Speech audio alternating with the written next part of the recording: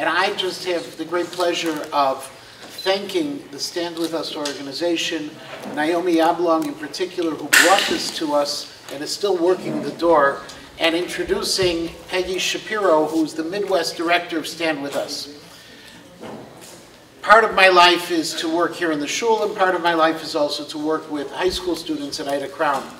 And one of the organizations, when we talk about advocacy, that always comes to the fore is Stand With Us because of the amazing things they do.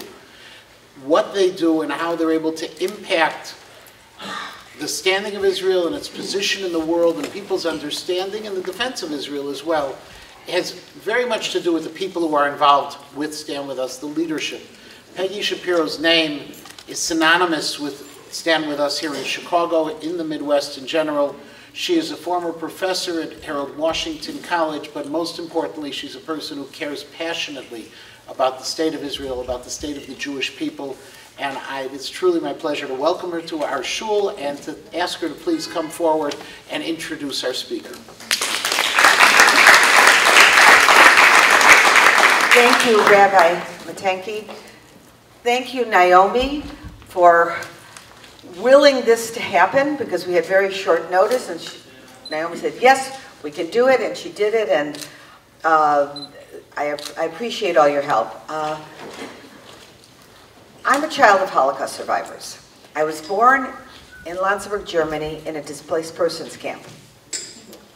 And one of the questions I always had was, how could people do such terrible things? And as I got older, I asked another question. What made some people different? What made some people act out of principle and goodness and humanity when all around them had failed in those terms? And that's an equally important question, and one I still have.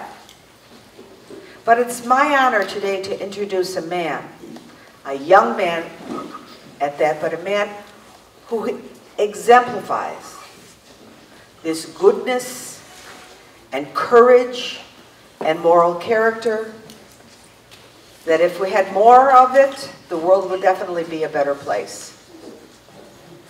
He'll go more into detail, but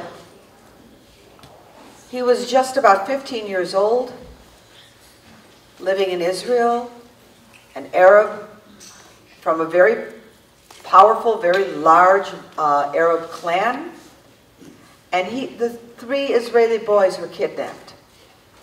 Boys his age. And he spoke out on Facebook, forcefully, despite a lot of pressure, not to. He withstood that pressure and more, and never stopped speaking up.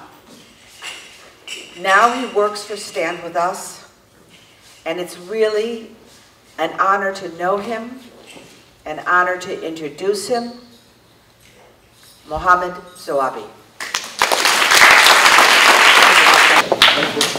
Thank you. Good evening. Let me start with thanking you for having me at your community. I'm really excited to be talking with you today. That one is better? Yeah.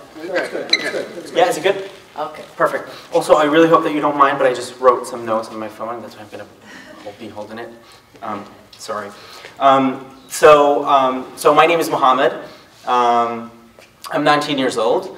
I was born in Nazareth Elite, a suburb of Nazareth in the northern part of Israel. I grew up there as, a regular kid in that town, a very, very multicultural, multi-ethnic town in Israel, where Jews, Muslim, Christians, and many other types of people live in that city, coexisting peacefully with each other. My story basically begins back in 2006, when I was about 8. During that time, Israel was at a peak of war with Hezbollah, which is a Lebanese terrorist organization supported by Iran. That was during the second Lebanon war, and the thing that I can remember the most from that time are the loud sounds of the sirens, warning civilians that there were rockets and missiles coming from Lebanon, strikes of missiles. One moment that is still accompanying me through my life, something that I always remember, is when on one of basically the very, very hot days of July and August, that's when the war was happening, I was sitting in our house, in our apartment, and I suddenly heard the sirens sounding off. And so my mom immediately grabs me and she starts running with me to the bomb shelter. Now, we lived in an apartment building, and every apartment building or every house in Israel has a bomb shelter. Now, since we lived in an apartment building, every 2 or 3 apartments shared the same safe room. So as my mom was grabbing me out of the house and she was basically rushing me to the bomb shelter, I remember hearing our very loud upstairs Jewish neighbors yelling at their kids in Hebrew to hurry up and get to safety. And at the same time, I remember hearing our very, very, very loud next door neighbors, who were Lebanese Christians who fled to Israel in 2000, yelling at their children in a mixture of Lebanese, Arabic, and Hebrew to also get to safety. And a few seconds later, because that's the time we have to take cover when you live in a war zone, back then at least, we all ended up sort of, I don't even know how to say it, crumbled, sort of like in this small room, fearing the same threat. And every time I think about, and you know what, since that war, since that day in particular, I remember starting to basically face the challenges and the complexities of being who I am, an Israeli Arab, and living with the complexities and the challenges that Israel faces, that citizens of Israel face, and that the Arab minority in Israel faces. The dual identity, the struggles between identities. Who are we? What are we? Where do we belong? And sometimes when I think of that moment, which is a very sad moment because you have, 3 families, 3 small young families fearing for their lives, but at the same time it's a very beautiful moment because you have such a diversity and that diversity was facing the same threat. So, I mean, I don't know what it brings up to your mind, but to me it's a very, very powerful moment that I cannot explain.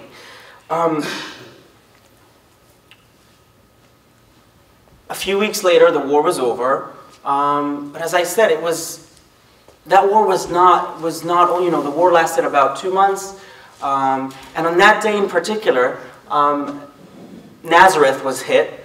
Now, for those who don't know, Nazareth is the largest Arab city in Israel, and on that day, 2 kids from Nazareth were killed, joining the very, very, long list of Israeli civilians who were killed in that war. So, a lot of feelings about that date. I was born to a very big, influential Muslim family in Israel, Zoabi. From the first Israeli Arab to join the Haganah, which eventually became an essential part of the IDF, to the first Israeli Arab to become a parliament member in the first Knesset in 1949, to the first Israeli Arab Supreme Court judge in 1999, to the first Israeli Arab female Muslim to be elected into the Israeli parliament. My family is sort of a very, very active,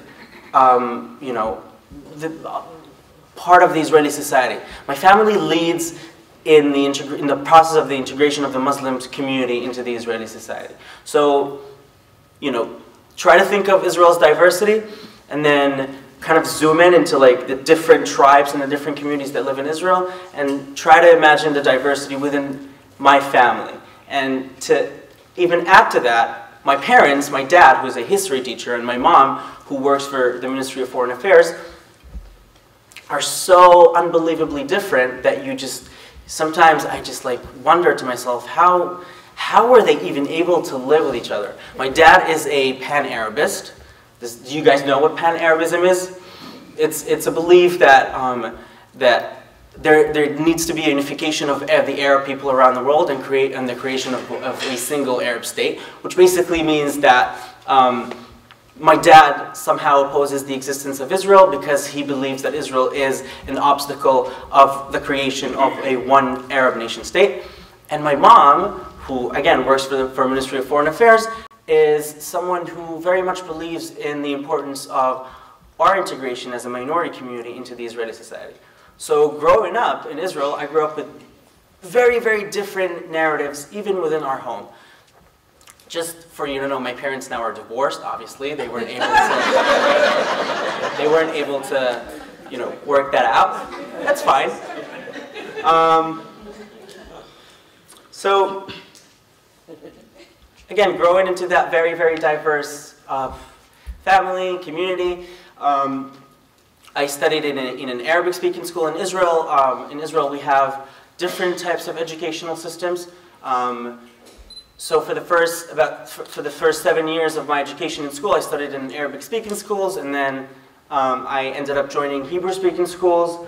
That also added a lot to my experience as a young person in Israel, learning in Arabic, preserving my culture and history and language within my community, but then eventually joining the bigger Israeli society, learning with Jews, with Muslims, with Christians, with Druze, and with, you know, every other group you can think of that is part of the Israeli society of today.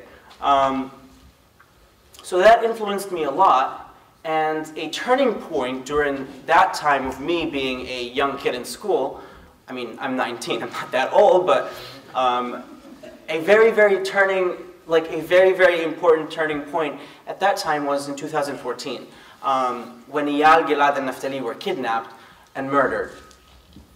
I remember I was at home studying for my final exams, and I remember hearing briefly about it. The TV was on, I was alone at home, my mom was at work, and nobody was at home.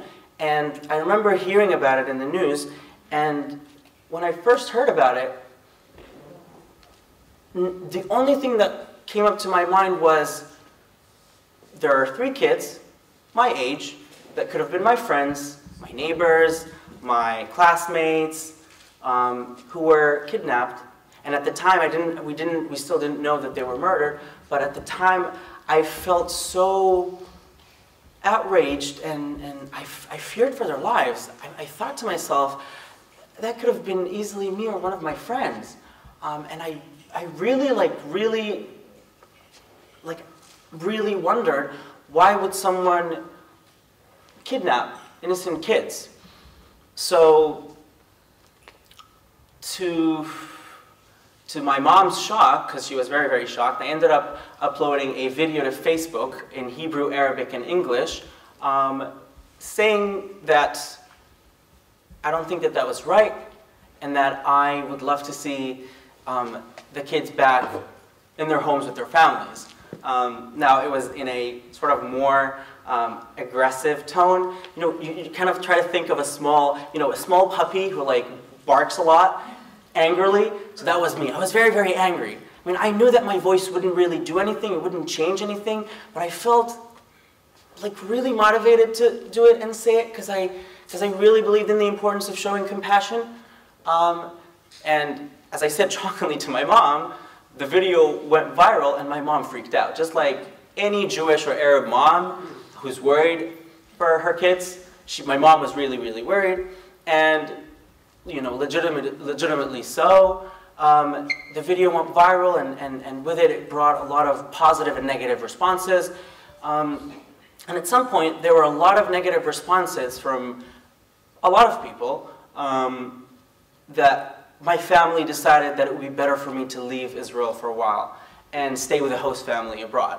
I ended up staying in Jacksonville, Florida. Somehow I always ended up in really small places, and you know, places that you could have never thought that I would end up in. I stayed with a Christian American family for about 6 months. I ended up going to church every Sunday. That was a very, very interesting experience. And here I am speaking at a synagogue. I just actually finished, I was a counselor at a Jewish summer camp in West Stockbridge, Massachusetts. So a lot of diverse experiences in my life, I could say. So I stayed with a lovely family in Jacksonville, Florida. And then, you know, when things calmed down, you know how things are in Israel. I assume that most of you have been to Israel, or you know, have Israeli family members, or know how things in Israel work.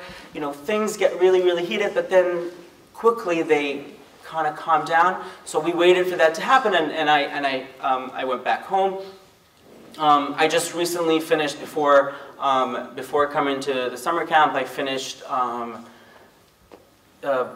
a pre-army college in Jerusalem, where I studied with both Israeli and American young students about, you know, Israel, the challenges facing Israel, and it was an amazing experience, again, highlighting the diversity that we have in Israel, and that the Jewish community has today, and the world have today. So if there's, you know, any way I could, I want to hear, you know, more from you, and if there's any way I could sum up my talk, is it would be by basically saying that, or reminding us that diversity is a thing that exists in Israel and everywhere, and diversity is a beautiful thing, and it's something that we should all respect and really appreciate. And when I uploaded that video in 2014, I felt like people were not really appreciating that diversity, and they were not really respecting that diversity of opinions, of backgrounds.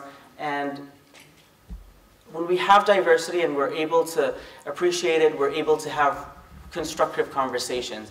And that's why I'm here with you tonight, to talk with you, to share with you my experiences growing up in Israel, my background, who I am, my story. And I really, really appreciate, again, that you invited me over. I'm happy to be part of your community tonight. And that's basically it. So, thank you. If you have any questions, just write them down, and then we'll give them to Mohammad, because I'm sure there's at least one question for every chair. So just take a minute to write them down. Where's he?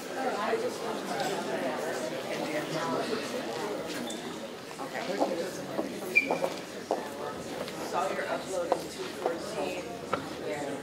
Okay. Any questions? Just, Cheryl, you want to help me get questions? I can do that, Becky. Thanks. Okay, I'll collect questions. I'll start at the back. Just give me some, and then we'll answer as long as you. There's nothing on here yet. Oh, okay. I'll write something. Okay, all right. I'm sure you've heard this one. How did your father react to your video? So he obviously was not happy with the content of that video, but I think that there's a very, very, I would say, humane, you know, base to every conversation, and although we're very different, you know, ideologically at least, he realized that the purpose of what I said was mostly to remind people of our humanity.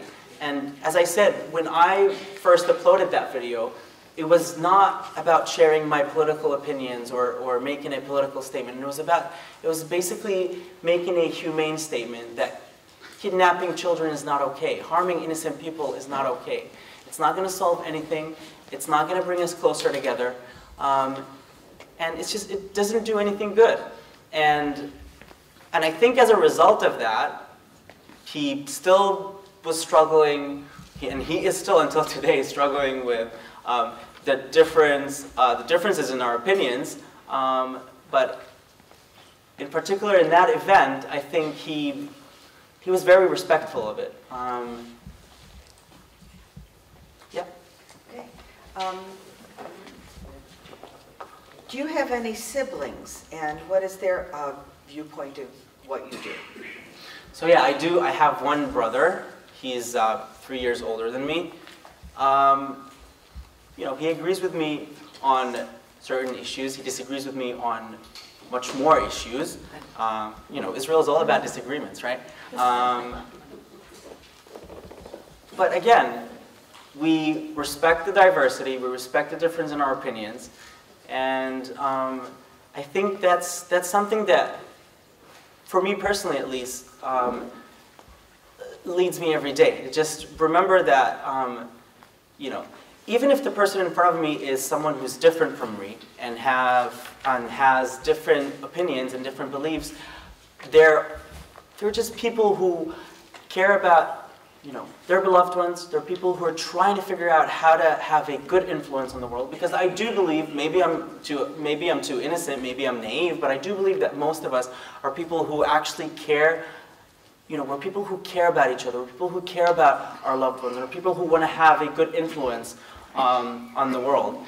And I sort of try to keep that in mind every time I have an interaction with someone, even if it's with, you know, someone who completely disagrees with me on everything, or with my brother, who a lot of times disagrees with me on things that for me are very crucial and very important part of my life. So, yeah. Okay. How did you end up in a Jewish summer camp? I mean, I live in the Jewish state, so.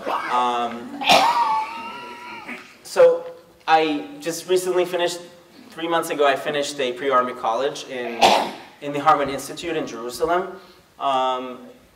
During that year, we studied and discussed a lot of issues, you know, about Israel, about our identity in Israel, about the conflict, and about our differences and common interests, and, you know, etc.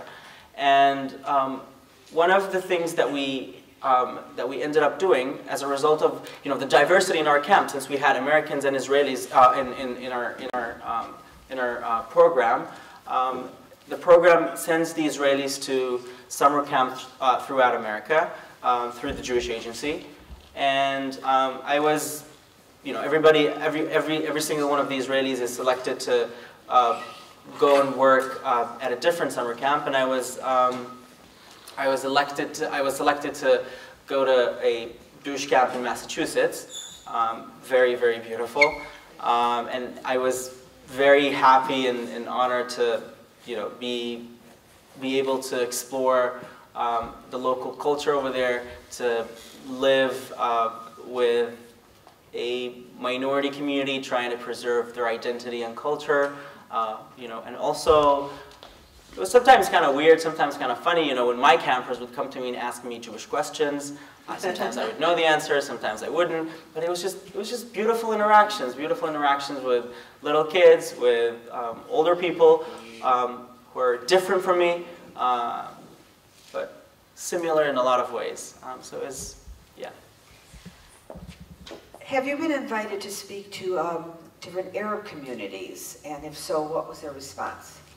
So one of the things that we do at Stand With Us, and one of the reasons why I decided to join Stand With Us, is the fact that we reach out to different communities within Israel and outside of Israel. And a lot of the communities that we reach out to, or a lot of the people that we reach out to, are, you know, people who belong to the Arab community in Israel, the Christian, Muslim, and Druze community in Israel.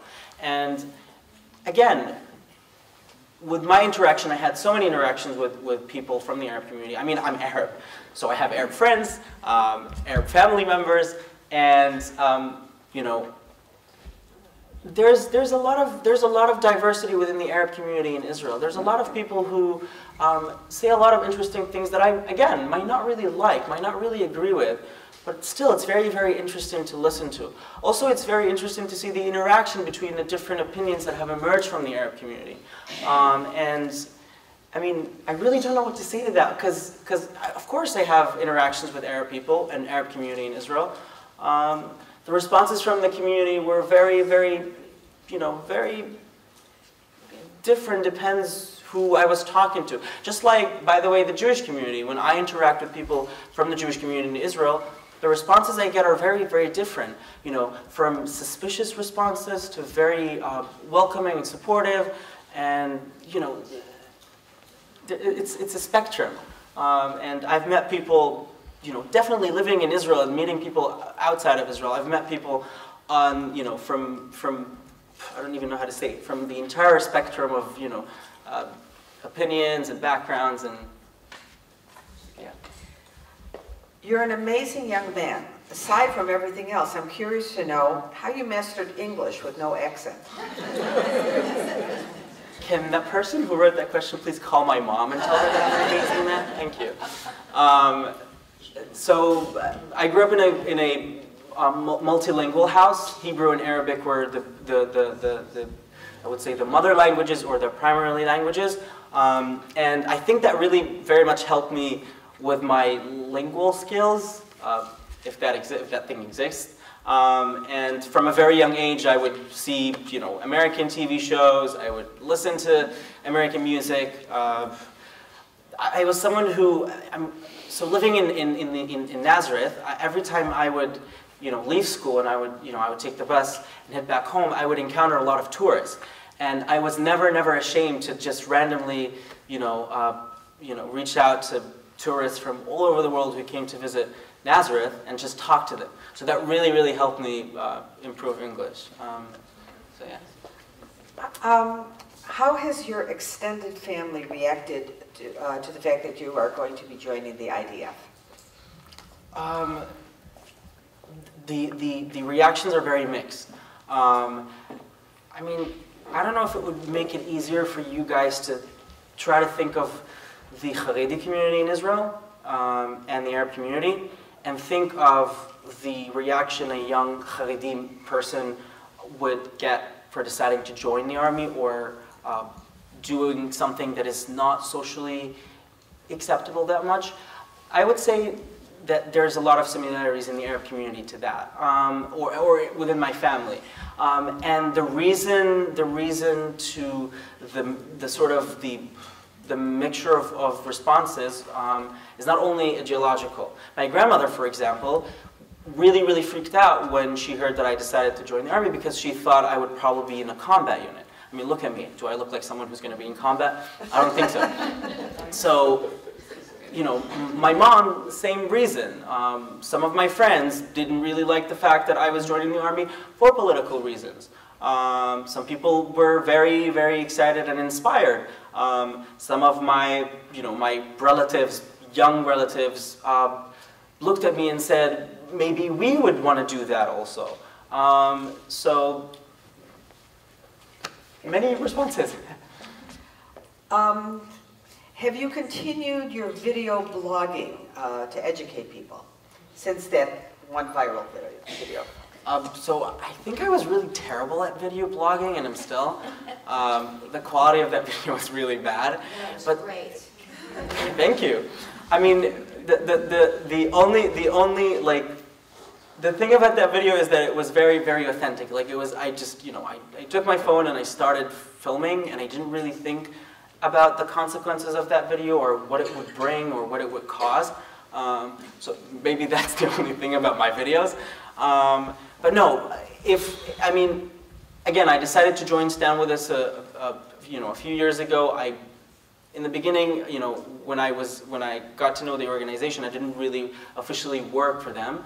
But recently, I decided to officially become a member of the Stand With Us family because the ways that Stand With Us is an educational group, is an educational organization, and education is my theme.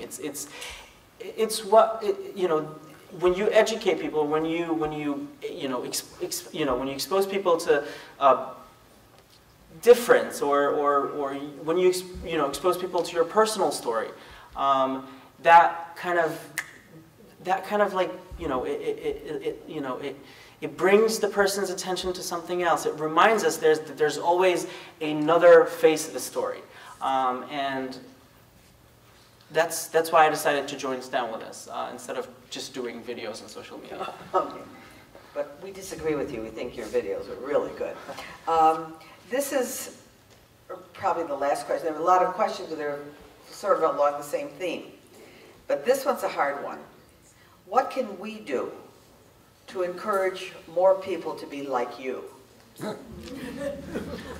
mean, it just, I don't really know how to respond to that question because it kind of feels weird to me, you know, like people like me. I mean, that kind of like is like too much of a compliment, I guess. Because I'm just a random regular person, and I just, you know, I sort of have a vision, and my vision is to just be able to live in a society that accepts all, that includes all, and a society that is all about inclusivity and respect and diversity.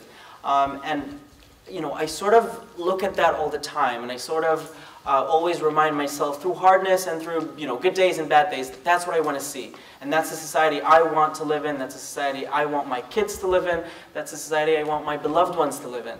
And so if we kind of create that vision to ourselves, or, you know, create a version of that vision for ourselves, I think that could, you know, that could make us maybe better people, although I also have a problem with that, because then I'm saying that I'm a better person than others because I have a vision. I mean, everybody, you know, I think everybody should go their way, everybody should do what they believe in, and because that's what I do. I just, you know, I do what I believe in, and I believe in, you know, conversation, talking, you know, interactions with people. And hopefully when you kind of get so many different kind of visions combined together, maybe that would create a better world for us. And again, I know sometimes I sound very naive and very maybe innocent, but I really believe in that. I really believe that if we are able to listen to each other a little bit more, and instead of focusing on what argument we will use to argue with that person talking to us, and then maybe listening to them more, trying to understand what they're coming from, maybe that will help us, you know, live in a better society. Thank you so much. Thank you. Thank you. You won't admit to how remarkable you are, and that's one of the things that makes you remarkable. But really great. Mohammad speaks to students all over the country, and they grow and become better people as a result of hearing you and interacting with you. So thank you everyone for being here. We have some materials about staying with us, and hopefully we'll have many more educational events together. Thank you. If anyone would like to What year are we on?